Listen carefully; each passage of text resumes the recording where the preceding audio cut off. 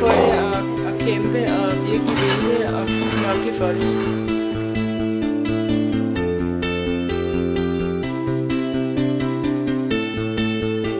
Chancer og ved lidt hurtigt at lave nogle små vendinger. Det gør jo så også, at det er sværere at komme fejlfrit over. Hej, jeg hedder Mille Biskov, og jeg bliver 27 lige om lidt.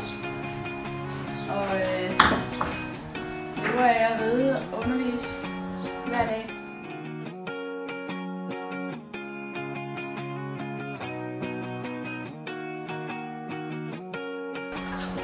Jeg startede med at ride, da jeg var 6 år cirka, tror jeg. 5-6 år. Ude på rideskolen i Esbjerg, Øresundskystens Rideklub. Og jeg fik min første pony i julegave, kan jeg huske, da jeg var 10 år. Og det var jo bare det bedste i hele verden. Og siden da har jeg været ude i hesten konstant og brugt al min tid der. Da jeg så skulle ligesom vælge lidt, hvad det var, jeg ville med mit liv, der var der ligesom 2 muligheder. Det var, at ja, for mig var der 2 muligheder, for jeg var ikke i tvivl om, at jeg var med heste. Jeg ville have med heste at gøre resten af mit liv. Men der er en bedreuddannelse, man kan tage, og så var der mulighed for at bare komme ud og arbejde i en stald og være med hestene og knokle. Og vi valgte dengang, at jeg skulle arbejde i Eriksson, og der var jeg i 3,5 år. Og har jo lært nærmest alt, jeg kan i dag. Rigtig, rigtig meget. Det har været det bedste. Og så endte det faktisk med, at vi lejede den her stald her oppe hos Tom Bullager, hvor jeg havde hele stallen fyldt med en masse heste, mest vores egne. Og så har jeg bare reddet, passet dem. Masser af stævner, masser af rutine, masser af spring i kroppen, så man bliver god. Den eneste måde, man bliver god til at ride, det er at øve hele tiden. Og ikke give op og virkelig kæmpe for det. Så er det faktisk endt med, at nu var der jo en sød familie, der købte den her gård, og jeg har så forpagtet gården. Og står nu for alt drift her på gården. Der er jo plads til 36 heste, så vi har både pensionærer og vores egne heste. Lige nu har jeg 10 heste selv, sammen med mine forældre.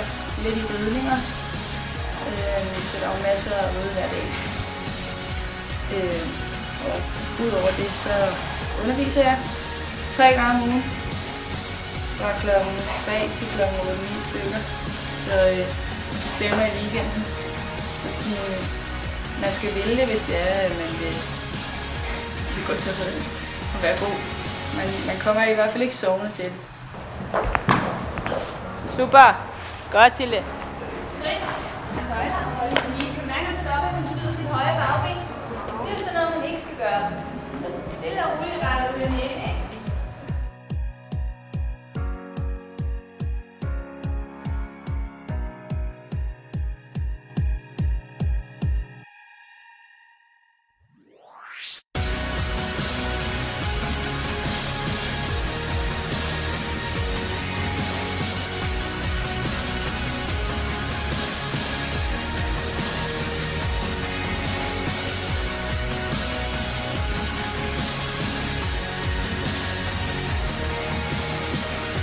Helt klart det bedste resultat er selvfølgelig at blive Danmarksmester i 2007 for juniorer.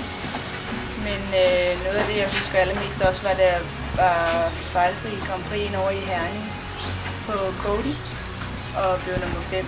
Det var en rigtig fed fornemmelse og en masse publikum og en fed stemme. Det glemmer man ikke.